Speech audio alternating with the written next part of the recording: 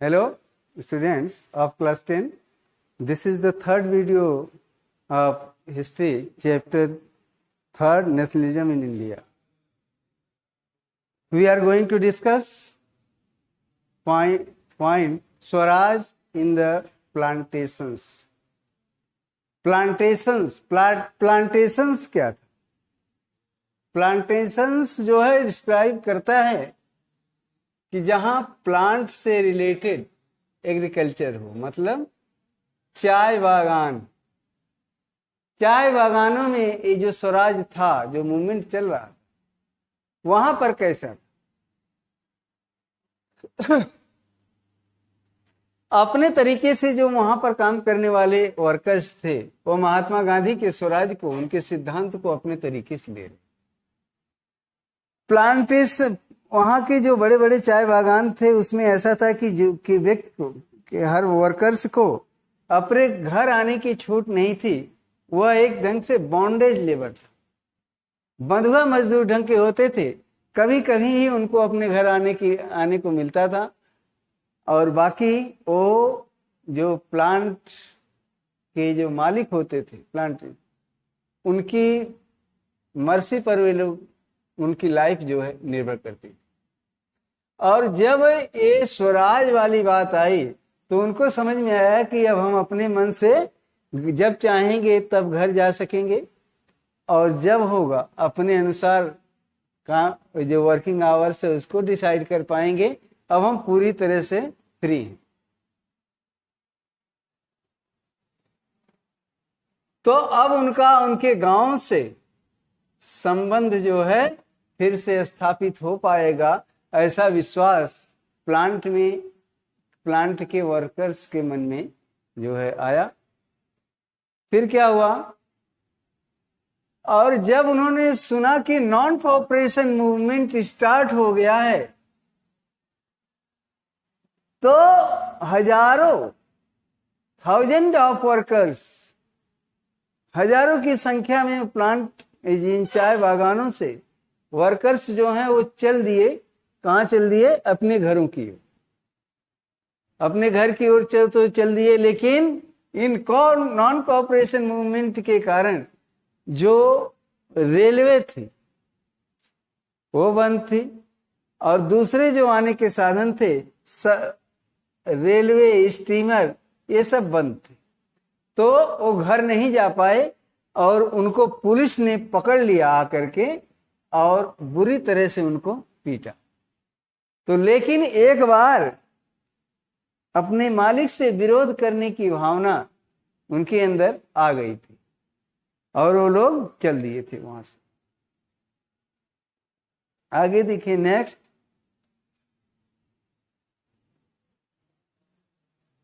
Visions of these movements were not defined by the Congress program. ये जो movement था, यह कांग्रेस द्वारा जो है सुपरवाइज नहीं था कि वो जो कहेगी वही। They interpreted the term Swaraj in their own way. ये लोग जो स्वराज को अब हर व्यक्ति, हर जो कम्युनिटी, हर जगह अपने अपने तरीके से लिया गया। इसके पहले हमने बताया कि जो मूवमेंट चला, तो जो जिस चीज से, जो लैंडलॉर्ड से परेशान था, वो सोचता था कि इनसे हमें मुक्ति मिल जाएगी, है? जो चाय बागान वालों से परेशान थे वर्कर्स, वो सोचते थे कि इनसे हमें छुटकारा मिलेगा।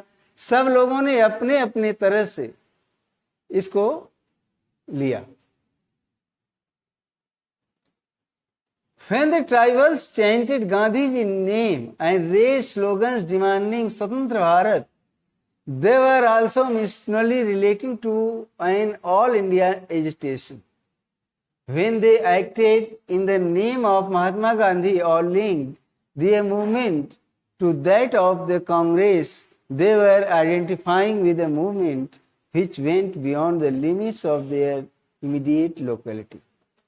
तो गांधी जी के नाम पर जब ये लोग स्वतंत्र को, भारत को स्वतंत्र कराने का, स्वतंत्र भारत की मांग करने लगे,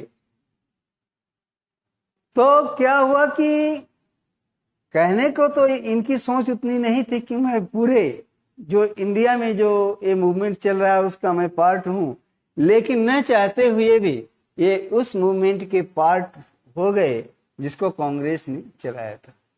और ये क्योंकि ये जो मूवमेंट था स्वराज का, ये पूरे इंडिया को कवर करता था। तो इस तरह से जो छोटे छोटे मूवमेंट हुए ये सब के सब एक नेशनल मूवमेंट थी।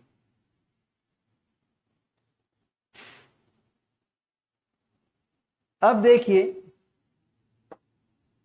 ऐसे तो बात नहीं बनी। ये जो छोटे छोटे मूवमेंट्स हुए, लोकल मूवमेंट्स हुए, इनसे बात नहीं हुई। तब क्या होता है, नेक्स्ट पॉइंट देखिए है टुवर्ड्स सिविल डिसोबीडियंस।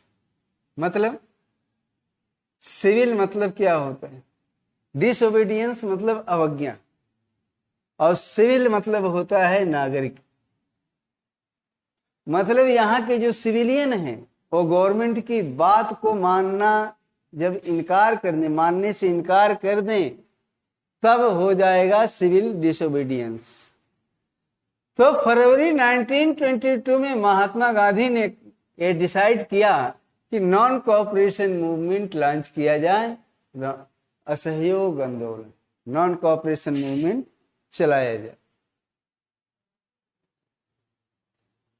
अब he felt the movement was turning violent in many places and satyagrahi needed to be properly trained before they would be ready for mass struggle. उन्होंने ये चीज फील किया कि यह मूवमेंट जो हम चला रहे हैं यह कहीं न कहीं जा करके वायलेंट हो रहा है, इसलिए ये जो सत्याग्रही हैं इनको एक बार ट्रेनिंग देने की जरूरत है कि सिचुएशन कैसी भी आए आप लोग वायलेंट मत करिए। Within the Congress, some leaders were by now tired of mass struggle and wanted to participate in election too. अब इस जो मूवमेंट था, मास मूवमेंट था, इससे कांग्रेस के नेता भी थक चुके थे। क्योंकि इसमें क्या था कि इसमें यह था इस मूवमेंट में कि हम किसी भी गवर्नमेंट न स्कूल में जाएंगे, न उसकी किसी इलेक्शन में भाग लेंगे, न ही उनके कोर्ट में जाएंगे। मतलब उनकी सारी जो इंस्टीट्यूशंस थे सबका बायकॉट करना था, उनके कपड़ों का बहिष्कार करना था। लेकिन इस मूवमेंट से कांग्रेस के कुछ लीडर अब ऊब चुके थे और वे चाहते थे कि प्रोविंशियल काउंसिल का जो इलेक्शन है उसमें हम लोग पार्टिसिपेट करें, जो कि गवर्नमेंट ऑफ इंडिया एक्ट 1919 के तहत होने जा रहा है, उसमें हम लोग पार्टिसिपेट करें। और इसमें चुन करके जब हम लोग काउंसिल में जाएं, वहां पर जाकर के काउंसिल में ब्रिटिश की जो पॉलिसी है उनका हम वहां विरोध करें, ठीक है। और पब्लिक के इंटरेस्ट की जो बात ना हो, जो पब्लिक के खिलाफ हमारे इंडियंस के जो फेवर में अनफेवर में जो चीज पास की जाती हो, उसका हम लोग उस लेजिस्लेशन में ही वहीं डायरेक्ट विरोध करें, उसे पास न होने।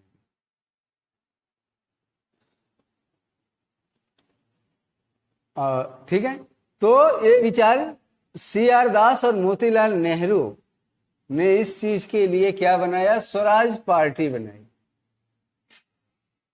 जिसने कांग्रेस से यह प्रार्थना की, यह अर्ज किया कि काउंसिल पॉलिटिक्स में हम लोगों को लौटना चाहिए, इन चुनाव में इलेक्शंस में पार्टिसिपेट करना चाहिए।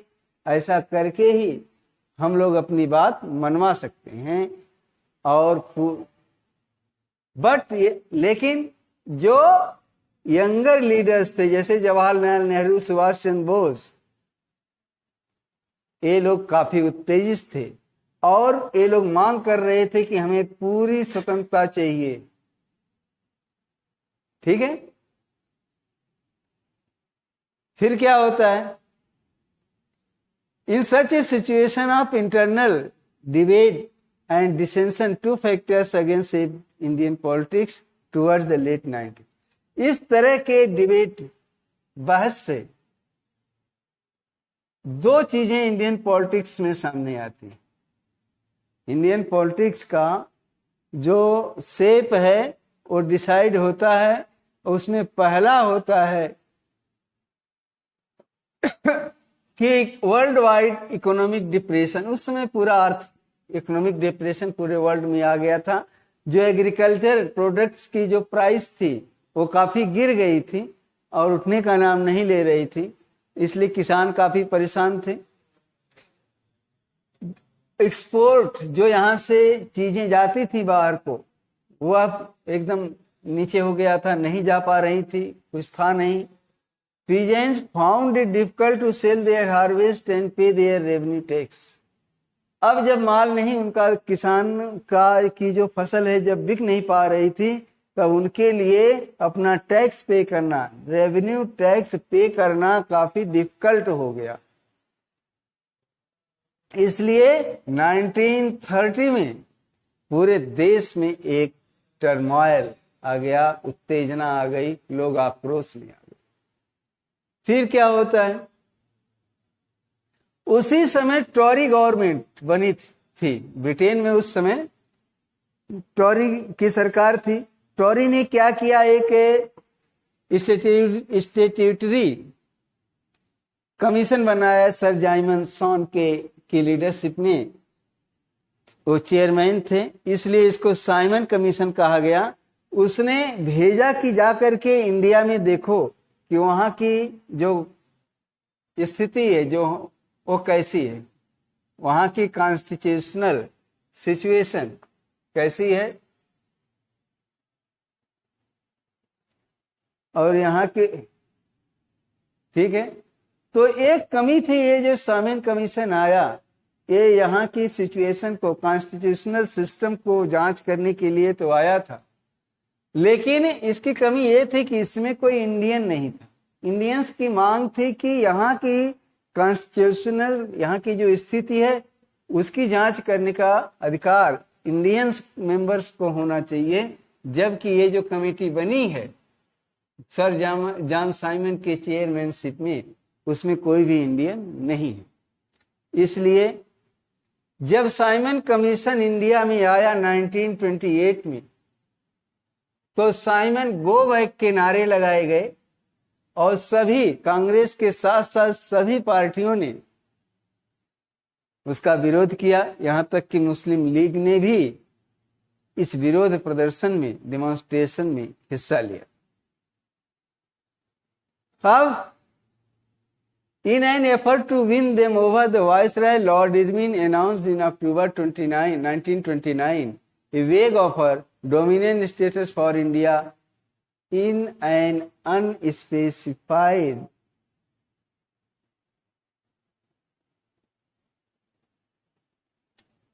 ठीक है,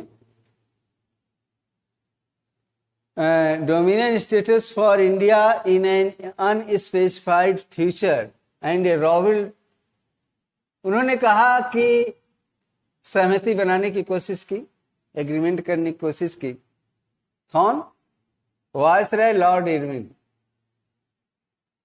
उन्होंने कहा कि ठीक है, इस कमीशन की जैसी रिपोर्ट देगा तो आपस में बातचीत करने के लिए एक कॉन्फ्रेंस बुलाया जाएगा,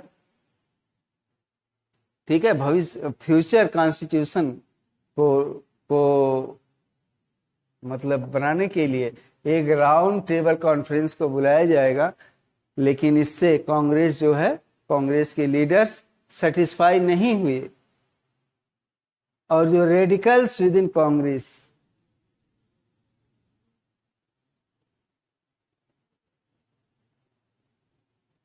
ठीक है, जो रेडिकल्स थे कांग्रेस के अंदर, जो कि जिसकी लीडरशिप जवाहरलाल नेहरू, सुभाष चंद्र बोस के हाथ में थी, वो लोग इससे सहमत नहीं हुए।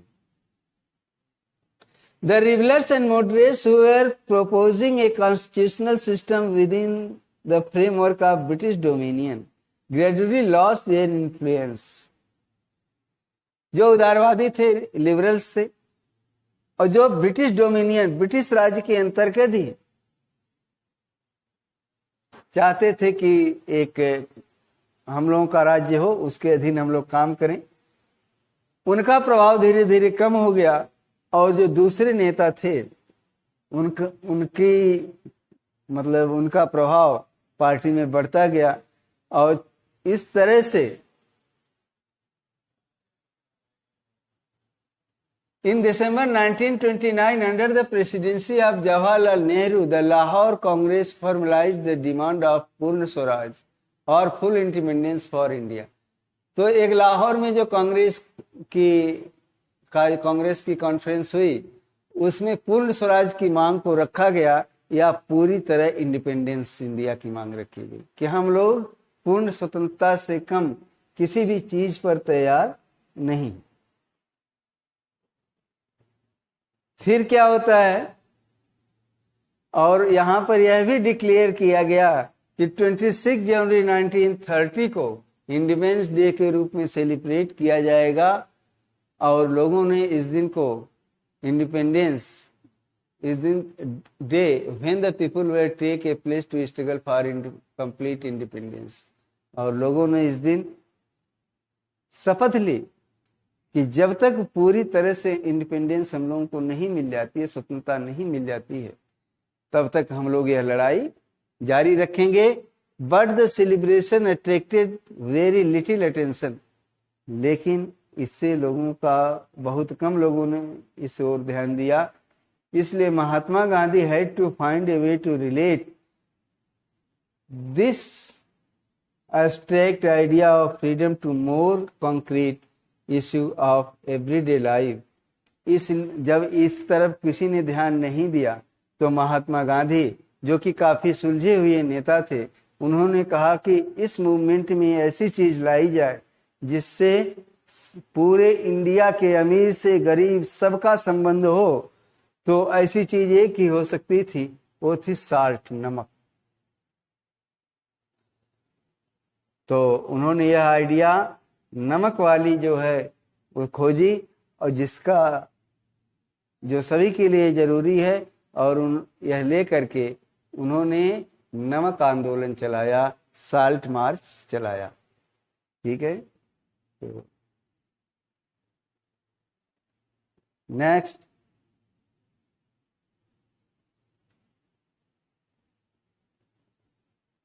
Salt march and civil disobedience movement.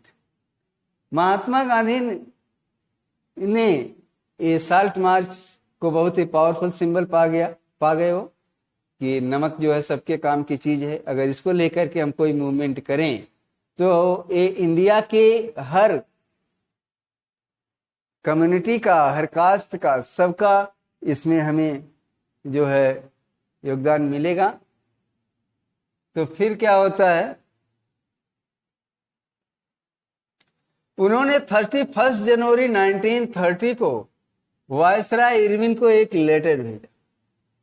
उन्होंने कहा कि अगर मेरी 11 डिमांड्स को मान लिया गया तो ठीक है, लेकिन अगर आपने नहीं मांगा तो क्या होगा, एक बहुत बड़े इस मूवमेंट को हम चलाएंगे जिसमें इंडियन सोसाइटी को identify with them and everyone could be brought together unified campaign, और इसमें सारे लोग शामिल हो जाएंगे। एक ऐसा मूवमेंट में चलाऊंगा। The most stirring of all was the demand to abolish the salt tax, और इसी में उन्होंने मांग रखी अपने 11 डिमांड्स में कि जो साल्ट टैक्स है, नमक पर आपने जो टैक्स लगा दिया है, इसको हटा लीजिए। क्यों? क्योंकि साल्ट एक ऐसी चीज है जो रिच और पुअर सारे लोगों के लिए समान रूप से जरूरी होती है, और यह हमारे फूड आइटम्स का बहुत से इसेंशियल पार्ट है। The tax on salt and the government monopoly over its production, Mahatma Gandhi declared, revealed the most oppressive face of British। उन्होंने कहा कि नमक जैसी चीज पर अगर एक गवर्नमेंट टैक्स लेती है और इस पर इसके बनाने में अपनी मोनोपोली रखती है, अपना एकाधिकार रखती है, तो इससे बड़ा ऑपरेसिव दमनकारी ब्रिटिश शासन का तरीका और कुछ नहीं हो सकता है। यही इस बात को प्रूव करता है कि ये ब्रिटिश गवर्नमेंट कितनी मर्सिलेस है, कितनी ऑपरेसिव है, कितनी दमनकारी है। महात्मा गांधी का लेटर एक तरह का उनकी चेतावनी थी, अल्टीमेटम था इरविन को। फिर क्या होता है, उन्होंने कहा कि अगर ये हमारी मांगे 11 मार्च तक जो है पूरी नहीं की गई तो इरविन तो क्या होगा, तो हम लोग एक civil disobedience. Irwin was unwilling to negotiate. Irwin ने किसी तरह का कोई ध्यान नहीं दिया, कहा कि ये फालतू चीज है। अब महात्मा गांधी अपने 78 विश्व अपने वॉलंटियर्स के साथ निकल पड़े 240 मील की यात्रा के लिए। और निकले कहां से थे, साबरमती आश्रम से निकले थे, और गुजरात शहर के समुद्र के किनारे स्थान है एक दांडी, वहां के लिए चल दिए। क्वेश्चन उठता है कि दांडी मार्च ये कहां से कहां तक था, साबरमती से, उनके साबरमती के आश्रम से दांडी तक जो समुद्र के किनारे था। 78 वॉलंटियर्स के साथ वो निकले, और दूरी कितनी थी, 240 माइल्स। और कितने दिनों में यह डिस्टेंस तय हुई थी, 24 डेज में। लगभग 10 माइल्स पर डे वो ट्रेवल करते थे Mahatma Gandhi. And he told them what he meant by swaraj and urged the peacefully to defy British. रास्ते में चलते थे, गांव में रुकते थे, और लोगों को अपना ये जो मूवमेंट था, जो उनकी साल्ट मार्च था, उसका उद्देश्य बताते थे। ठीक है, और कहते थे किसी पीसफुल वे से हमें ब्रिटिश गवर्नमेंट को हराना है, इन ब्रिटिशों को ऐसे ही हराना है। ठीक है, इस तरह से 6 अप्रैल को दांडी पहुंच गए, और उन्होंने एक मुट्ठी नमक उठाया, और हाँ पानी सी वाटर को बॉयल करके उन्होंने नमक बनाया। वो नमक के कानून को इस तरह से तोड़ा उन्होंने। This marked the beginning of civil disobedience movement. How was this movement different from non-cooperation movement? People were now asked not only to refuse cooperation. ठीक है, यह मूवमेंट दूसरी नॉन कोऑपरेशन मूवमेंट से किस तरह से अलग था, और लोगों ने इसमें सहयोग करने से क्यों इनकार नहीं किया। इसके पीछे कारण था कि नमक जो कि सबके काम की चीज है, उस पर यह आंदोलन हो रहा था। लोगों के सामने ब्रिटिशर्स का चेहरा आ गया था कि वो कितनी ऑपरेसिव है। With the British as they had done in 1921-22, but also to break colonial law. Thousands in different parts of the country broke salt law. देश के कई भागों में इस नमक कानून को तोड़ा गया, नमक बनाया गया, और लोग जो गवर्नमेंट फैक्ट्रीज थी उनके सामने डेमोन्स्ट्रेशन किया गया, प्रदर्शन किया गया। और जब यह मूवमेंट स्प्रेड हुआ, फैला, तो क्या क्या होने लगा।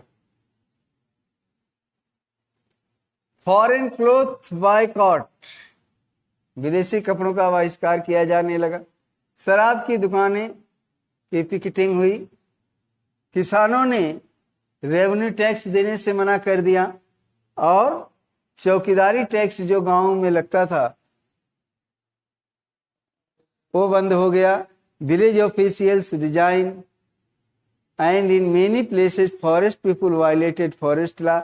बहुत सी जगहों पर जो ट्राइबल्स थे, जो जंगली जातियां थी, उन्होंने जो फॉरेस्ट लॉ था कि इसमें मत लो, इसकी लकड़ियां मत लो, इसके फल फूल मत लो, इस चीज को उन्होंने क्या किया, तोड़ दिया, इस कानून को तोड़ दिया और जंगलों में अपने जानवरों को चराया, वहां से लकड़ियां ली। इस तरह से जो है ये ब्रिटिश लॉ को तोड़ा लोगों ने। Worried by the developments, the colonial government began to arresting the Congress listed one by one. अब जब इस मूवमेंट का ऐसे मूवमेंट बढ़ने लगा तो ब्रिटिश गवर्नमेंट ने कांग्रेस लीडर्स को पकड़ना शुरू किया एक एक करके, और बहुत जगहों पर तो उनके ऊपर लाठीचार्ज भी हुआ। लेकिन when Abdul Gaffar Khan, a devout disciple of Mahatma Gandhi, was arrested in April 1930, angry crowd demonstrated in street of Peshawar. Khan Abdul Gaffar Khan जो गांधी जी के प्रिंसिपल्स के काफी बड़े, गांधी जी के काफी डिवोटेड प्रिंसिपल्स थे, डिसिपल थे, शिष्य थे, जब उनकी अरेस्टिंग हुई तो पेशावर की गलियों में काफी क्रोध आ गया भीड़ को, और उन लोगों ने कारों को तोड़ डाला और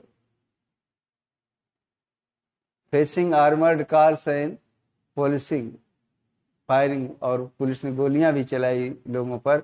बहुत से लोग मर गए, मेनी वर किल्ड।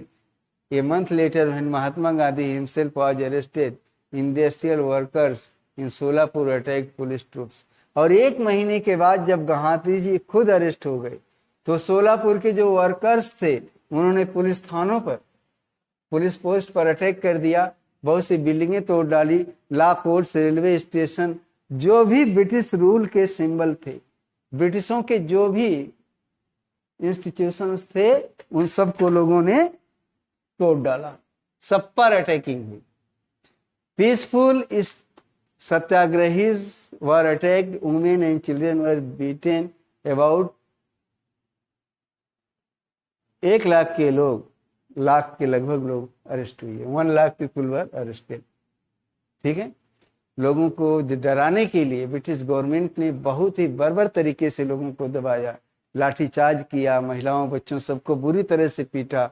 ठीक है, और करीब 1 लाख लोग उसमें अरेस्ट हुए। इन ए सच ए situation, Mahatma Gandhi once again decided to call off the movement and entered into a pact with Lord Irwin on 5th March 1931. By this Gandhi Irwin pact, Gandhi ji consent. ऐसी स्थिति जब हो गई, जगह जगह लोगों को प्रताड़ित किया जाने लगा, ऐसे वायलेशन के लिए गांधी जी तैयार नहीं थे, लेकिन तो इसीलिए चूंकि वो वायलेंट नहीं चाहते थे तो उन्होंने गांधी इरविन के साथ एक समझौता किया। ठीक है, कि ठीक है वो राउंड टेबल लीग में वो जाएंगे, जबकि कांग्रेस ने इसका बहिष्कार कर दिया था। एज ए कांग्रेस रिप्रेजेंटेटिव वो नहीं गए, गए थे पहले में नहीं गए थे, फर्स्ट वाले राउंड टेबल कॉन्फ्रेंस में वो नहीं गए थे, लेकिन इसके साथ साथ उन्होंने शर्त रखी कि जो गवर्नमेंट, जो पॉलिटिकल कैदी हैं, पॉलिटिकल कैदी जो हैं उनको जो है रिलीज कर दिया जाए, उनको छोड़ दिया जाए। गांधी जी ने यह प्रस्ताव रखा।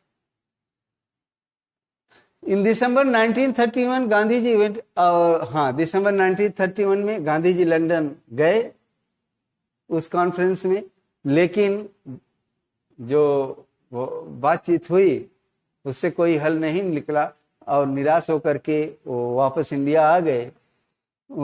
इंडिया आकर के उन्होंने ये बात उनके दिमाग में आई that the government had begun, उन्होंने देखा कि गवर्नमेंट जो है पहले की अपेक्षा और अधिक रिप्रेसिव हो गई है, दमनकारी हो गई। खान अब्दुल गफ्फार खान, जवाहरलाल नेहरू दोनों लोग जेल में थे और कांग्रेस को इलीगल पार्टी घोषित कर दिया गया था कि यह कानूनी पार्टी नहीं है, इसको उसको बैन कर दिया गया था। और इसी तब गांधी जी ने क्या किया कि सिविल डिसोबीडियंस मूवमेंट स्टार्ट किया। For over a year movement continue but by 1934 it lost its momentum. ठीक है, करीब 1 साल तक ये मूवमेंट चलता रहा और 1934 में ये जो है बंद हुआ। आज के लिए सिर्फ इतना ही। नेक्स्ट वीडियो में हम फिर मिलेंगे।